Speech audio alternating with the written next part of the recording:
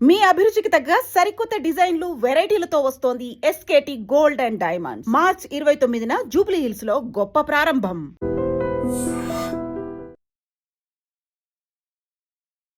నమస్తే అమ్మా.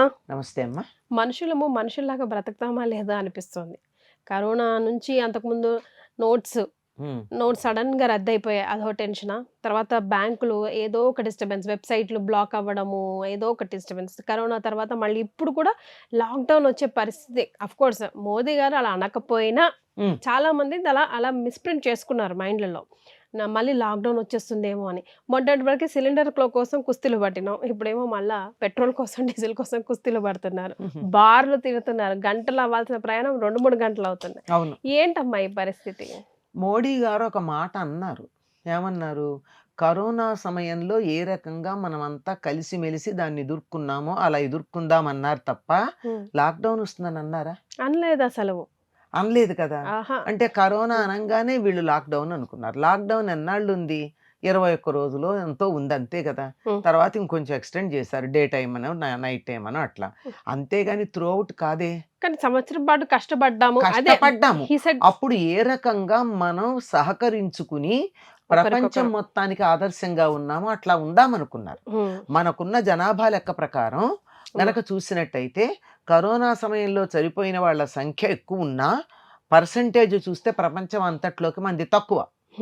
పర్సంటేజ్ లెక్క ప్రకారం ఇంతమంది ఉండి కూడా మనకి ఇంతమంది, ఇప్పుడు 100 మందిలో 5గురును 10 మందిలో 5గురికి తేడా లేదు ఉందమ్మా. 100 మందిలో 5గురు అంటే 20%, 10 మందిలో 5గురు అంటే 50%. ఆ లెక్కను చూస్తే మంది చాలా తక్కువ. పీపీఈ కిట్స్ కూడా మనం చైనా నుంచి దిగుమతి చేసే పరిస్థితుల్లో ఉన్నాం కరోనా వచ్చినప్పుడు. 2 నెలల్లో మనంతట మనం స్వయం సమృద్ధమై ఇతర దేశాలకి పంపించేంత అయ్యాం మనం. అప్పుడు ఎంత యునైటెడ్గా ఉన్నాం. మనలో ఉన్నటువంటి లేటెంట్ టాలెంట్ అంటే సుప్త చేతన ఏదైతే ఉందో, మనలో ఉన్న సామర్థ్యం ఏదైతే ఇన్నాళ్ళు నిద్రాణంగా ఉందో, బద్ధకంగా ఉందో, పడుకునుందో, దాన్ని లేపి మళ్ళీ మనలో ఉన్న శక్తి సామర్థ్యాన్ని మనం పెంపొందించుకున్నాం. మాస్కులు ప్రపంచానికంతా సప్లై చేసాం. అన్ని చేనేత ఇండస్ట్రీల వాళ్ళు బట్టల కన్నా ఎక్కువగా మాస్కులు తయారు చేశారు. మనకి సఫిషియెంట్గా ఉండడం కాదు, ప్రపంచానికంతా సప్లై చేసే స్థితికి వచ్చామా? పీపీఈ కిట్స్ దగ్గర నుంచి వ్యాక్సినేషన్ తగ్గించి ప్రపంచానికంతా ఇచ్చే స్థితికి వచ్చామా? అప్పటి వరకు అన్ని దిగుమతి చేసుకునేటటువంటి దేశం ప్రపంచానికి ఎగుమతి చేయడమే కాకుండా ఫ్రీగా ఇచ్చింది కదా. కొన్ని దేశాల వాళ్ళు గరుడ అని పెట్టారు కదా, హనుమాని పెట్టారు.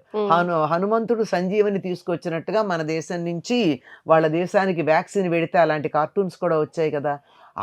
ఆ విధంగా ఎట్లా మనం కరోనాని ఎదుర్కొని ప్రపంచంలో నంబర్ 1గా నిలబడగలి. ఆర్థిక వ్యవస్థ ఏమాత్రం దెబ్బతినలేదు కదా మంది. అంటే కొంచెం దెబ్బతింది, మిగిలిన ప్రపంచంతో పోలిస్తే మంది చాలా తక్కువే కదా ఆర్థిక వ్యవస్థ దెబ్బతిన్నది కూడా. అది ఆ విధంగా ఎదుర్కోవాలని చెప్పారు చాలామంది. మోడీ గారి పార్లమెంటు సమావేశపు స్పీచ్ మీద వ్యాఖ్యానాలు చేశారమ్మా. ఇది నేను చెప్పిన మాట కాదు, వాళ్ళు చెప్పినటువంటిది. కనుక మనం పరిస్థితిని ఎదుర్కొందామని మళ్ళీ మన పరిస్థితులు ఎట్లా తయారయ్యి గ్యాస్ వెలిగించి యువతలకు వచ్చేస్తున్నాం. మాడిపోతున్నాయి, గిన్నె మాడుతోంది, గ్యాసు వేస్ట్ అవుతోంది. మనుషులు ఉన్నా లేకపోయినా ఫ్యాన్లు లైట్లు ఆన్ చేస్తుంటాయి, ఎంత ఎలక్ట్రిసిటీ వేస్ట్ చేస్తున్నాం. ఇలాంటివన్నీ కూడా దృష్టిలో పెట్టుకుని మనం జాగ్రత్తగా ఉండి కొంచెం పొదుపుగా ఉండి ఏ ఇబ్బంది కలిగినా మనం దాన్ని ఎదుర్కొనేందుకు సిద్ధపడాలని చెప్పారు. మన దేశంలో ఆహార ధాన్యాల కొరత లేదు, వ్యవసాయ క్షేత్రం బాగానే ఉంది కదా, వస్త్రానికి కొరత లేదు, ఇబ్బంది ఏం లేదు. ఎటు వచ్చి గ్యాస్ అన్నారు, వంట చెరకు గ్యాసు కూడా మనం కంగారు పడ్డాం కానీ మనకి ఎటువంటి ఇబ్బంది లేదు. ఎన్ని తిట్లు తిట్టినా, ఎందుకు మాట్లాడడు, ఏ స్టేట్మెంటు ఎందుకు ఇవ్వట్లేదని ఎవరు ఎన్ని రకాలుగా మాట్లాడినా మౌనంగానే ఉండి అటు ఇరాన్తోనూ ఇటు ఇజ్రాయెల్తోనూ కూడా స్నేహంగానే ఉండి ట్రంప్ కూడా నీతో స్నేహంగా ఉంటాను అనేటట్టుగా ప్రవర్తించి మన గ్యాస్కు సంబంధించిన ఓడలన్నిటినీ మన దేశానికి తప్పించారు కదండి. ఒకటి ఆగలేదు కదా, ఎన్నొచ్చాయి, అన్నీ వచ్చేసాయి కదా, మనకి ఏ ఇబ్బంది లేకుండా వచ్చాయి. మరి ఒక స్టేట్మెంట్ పారేస్తే వచ్చేవా? స్టేట్మెంట్ ఇవ్వలేదని మన దేశం వాళ్ళు అన్నారు, ప్రపంచం ఏమనలేదు. వెయిట్ చేస్తుంది ఇంకా. వెయిట్ చేస్తున్నారు. ఇప్పటికి కూడా ఒక్క మాట మోడీ ఏదన్నా అంటే మేము పాటిస్తామన్న స్థితికి వస్తున్నారు. పూర్తిగా వచ్చాక మాట్లాడతాడు ఈయన. అది ముందర ఎందుకు మాట్లాడి మాట పోగొట్టుకోవాలి? కనుక మనకి వంట గ్యాస్కి ఇబ్బంది లేదు, పెట్రోల్ కూడా ఇప్పుడప్పుడే ఇబ్బంది లేదని చెప్పారు.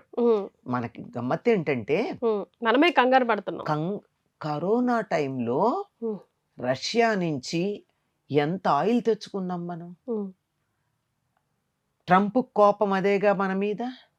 మళ్ళీ ఆ దేశాలకే కదా మనం రిఫైన్ చేసి పంపిస్తున్నాం. ఎవ్వరికి రిఫైనింగ్ లేదమ్మా. క్రూడ్ ఆయిల్ తెస్తాం, మన దేశంలో రిఫైన్ చేసి ఇతర దేశాలకు పంపిస్తాం. మనం రిఫైన్ చేసి పంపించడమే. ఆఖరికి అమెరికాకు కూడా మనం వాళ్ళ దగ్గర రిఫైనరీస్ లేవు, ఆయిల్ రిఫైనరీస్ మన దేశంలోనే ఉన్నాయి. అంచేత క్రూడ్ ఆయిల్ ఇక్కడికి వస్తోంది. కాకపోతే కొంచెం రేటు పెరుగుతుంది. రేటు పెరుగుతోంది అంటే మీకున్న బడ్జెట్లో ఖర్చు తగ్గించుకోండి.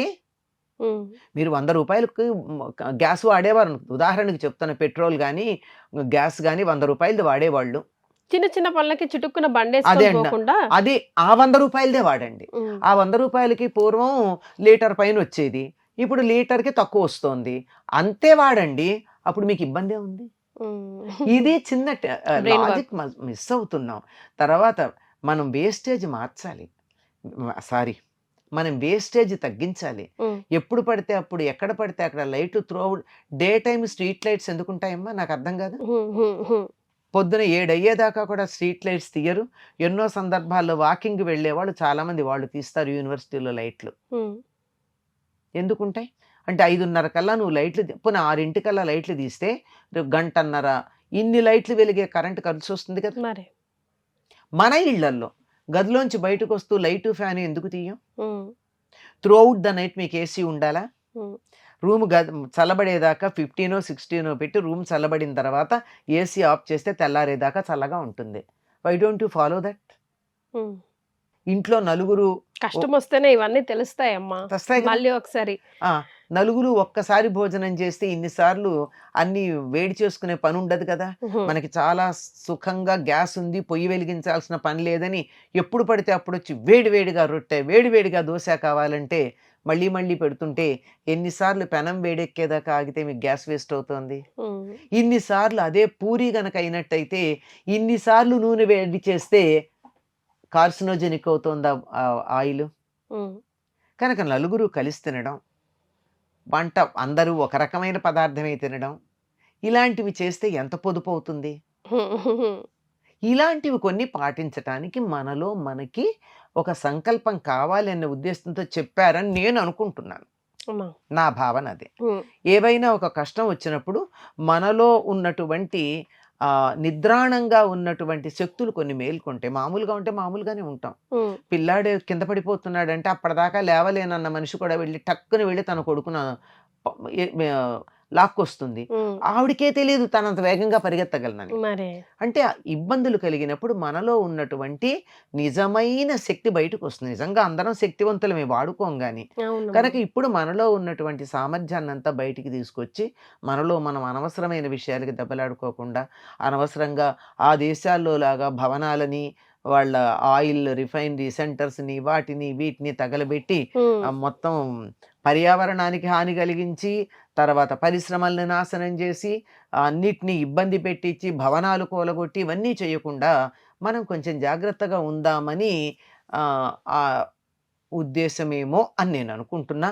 ఆయన ఉద్దేశం అదే అయ్యుండాలి. అవకపోయినా మనం అట్లా ఉందాం. అలా ఉంటే నష్టమేం లేదు కదమ్మా. సోలార్ వాడుకోవచ్చు మనం. ఎగ్జాక్ట్లీ. సోలార్ ప్యానెల్ ఒక్కొక్కళ్ళు పెట్టించుకుంటే అయిపోలేదా? అదే కదా. వంటంతా ఎలక్ట్రిసిటీ మీద చేసుకోవచ్చు. కార్లు కూడా కార్ బ్యాటరీ కూడా ఇంట్లో సోలార్ పెట్టుకుంటే ఎలక్ట్రిక్ కార్ తీసుకుంటే దాంట్లో దానికి ఇంట్లో బ్యాటరీతో పెట్టుకోవచ్చు. మాక్సిమం దాంట్లోనే పని అయిపోతుంది. పొదుపు చేద్దామని ఆయన అన్నారు అని నాకు ఊహ, నా ఊహ. కొంతమంది అనలిస్టులు చెప్పిన మాట కూడా అట్లాగే ఉంది. అంతర్జాతీయ ఆర్థిక వ్యవహారాల నిపుణులు చెప్పినటువంటి మాట అది, నేను చెప్పింది కాదు. వాళ్ళు చెప్పింది నాకు చాలా బాగా నచ్చింది. అదే మాటలు మీకు చెప్తున్నాను నేను. అందులో నా మాటలు కొన్ని జోడించాను అంతే. మీ మాట వింటుంటే రాబోయే ఒకవేళ వచ్చినా కూడా అన్ని స్ట్రీమ్ లైన్ లో మళ్ళీ పెట్టడానికి మనిషి క్వాలిటీస్ ని ఒకసారి తట్టి లేపి నాయనా నువ్వు ఇది చేస్తున్నావు ఇది కరెక్షన్ ఆటోమేటిక్ గా అన్ని కరెక్ట్ అవుతాయి. జొమాటో అవేమిటి ఇంకో స్విగ్గీ వాటి మీద కూడా దెబ్బ తగిలింది కదా. మళ్ళీ మనం ఇంట్లో వండుకుని తినే పదార్థాల మీద మనం వెళ్ళే పరిస్థితి వస్తోంది కదా. తర్వాత సిలిండర్ల విషయంలో కూడా జరిగినటువంటి దాంట్లో కొంత మనుషుల యొక్క దుశ్చర్యలను అరికట్టడానికి అట్లా చేశారేమో అనిపిస్తోంది. నేను ఆ పేర్లు చెప్తే బాగుండదు, మళ్ళీ చాలా మంది రకరకాలుగా బాధపడతారు. కానీ దాంట్లో దాన్ని స్ట్రీమ్ లైన్ చేయడానికి చేశారని నేను అనుకుంటున్నా. ఏది చెప్పినా ఒక స్ట్రాటజీ ఉంటది. ముందు మంచిగా ఉంటది కానీ చెడు మాత్రం ఉండదు. కొంచెం పేషెన్స్ తో వెయిట్ చేయాలి. ముఖ్యంగా నేను ఏ పార్టీకి చెందిన దాన్ని కాను, కానీ మోడీ గారు మాత్రం ఆయనకి వ్యక్తిగతంగా ఏ రకమైనటువంటి లాభాపేక్ష లేకుండా ప్రజా సంక్షేమాన్ని దృష్టిలో పెట్టుకుని చెబుతారు అని నాకు ఒక విశ్వాసం ఉంది. ప్రమాదో ధీమతామ పని ఎప్పుడన్నా చిన్న చిన్న పొరపాట్లు జరుగుతాయేమో తెలియదు, నాకు తెలిసి జరగవనే అనుకుంటున్నాను. వారు ఏదైనా ఒక మాట అన్నారంటే భారతదేశం ఒక్కటే దృష్టిలో పెట్టుకోకుండా యావత్ ప్రపంచంలో ఉన్న మానవాళి యొక్క శ్రేయస్సు దృష్టిలో పెట్టుకుని చెప్తారు అని నేను నమ్ముతానమ్మా. నా వ్యక్తిగతమైనటువంటి నమ్మకం, వ్యక్తిగతంగా ఆయన మీద ఉన్నటువంటి నమ్మకం, అంతేకాని ఇది పార్టీకి సంబంధించిను దేనికి సంబంధించి కాదు. ఎందుకంటే ఆయన క్యారెక్టర్ మనం గమనిస్తే తెలిసినటువంటి క్యారెక్టర్ని చూసి అర్థం చేసుకున్నటువంటి విషయం. అందువల్ల ఆయన చెప్పిన దాంట్లో ఏది హాని ఉంటుంది అని నేను అనుకోను. అందులో భయపెట్టేది కూడా ఏమీ ఉండదు. అలర్ట్ మెసేజ్ మాత్రమే. అంటే అలర్ట్ కూడా కాదు, మనం కలిసి ఉందాము, ఏ ఇబ్బంది వచ్చినా కలిసికట్టుగా ఎదుర్కొందామని చెప్పారు. మనలో యూనిటీని పెంచి మనలో నిద్రాణంగా ఉన్న శక్తిని మేల్కొల్పి మనమంతా శక్తివంతులమని నిరూపించడానికి ప్రయత్నం చేశారని నేను అనుకుంటున్నాను. సో అన్నిటికీ కంగారు పడకండి, హ్యావ్ ఎ పేషెంట్, కొంచెం మైండ్ఫుల్ వర్క్ చేద్దాం అందరం కలిసి. అది కూడా చాలా సంతోషం అమ్మా, ధన్యవాదాలు. And for more videos, please subscribe to iDream. Please subscribe to iDream. Please subscribe iDream. And please subscribe to iDream. For more videos, subscribe to iDream. please like, share and subscribe to the channel. Congratulations, iDream. Subscribe to iDream. Subscribe to iDream. So subscribe to iDream Media. iDream ki iDream team andarki huge congratulations. Please subscribe iDream Media. Please subscribe to iDream. Subscribe iDream. Please subscribe to iDream. iDream అంటే నా కళల ఛానల్ను subscribe చేసుకున్న నోరు తిరుగుతలేదు, మీరైతే గంట గుర్తు కొట్టండి. For more such videos, please subscribe to iDream. Subscribe to iDream. Please subscribe to iDream. Please subscribe iDream Media. Please do subscribe to iDream. Please subscribe to iDream Media. For best entertainment and information, please subscribe iDream. And don't forget to subscribe to iDream.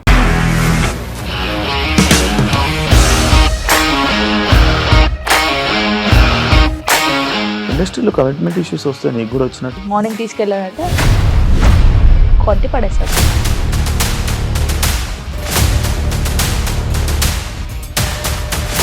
ఒక్కళ్ళు కూడా చూడలేదు ఈ cinema అని చెప్పడానికి కూడా చాలా ధైర్యం కావాలి. అది నిజం కదా, దాంట్లో ధైర్యం ఏంటి? ఇది నెక్స్ట్ డే ప్లేట్ మార్చేస్తే తప్పు కదా. As of now we are comfortable this అని నేను అనుకుంటున్నాను. రష్మిక గారిది మీది ఒకే ఊరంట కదా. నీకు కోపం వచ్చిందంటే బాగా తిట్టేత్తరా? తిట్టేద్దామండి. నిజంగా గేమ్ ని ఎలా చేంజ్ చేయగలిగారు? ఏపీఎస్ఎఫ్సి వాళ్ళకి 6 నెలల్లో నేను 6 లక్షలు కట్టా. బిజినెస్ చేయాలనుకుంటే it is as difficult as riding a tiger.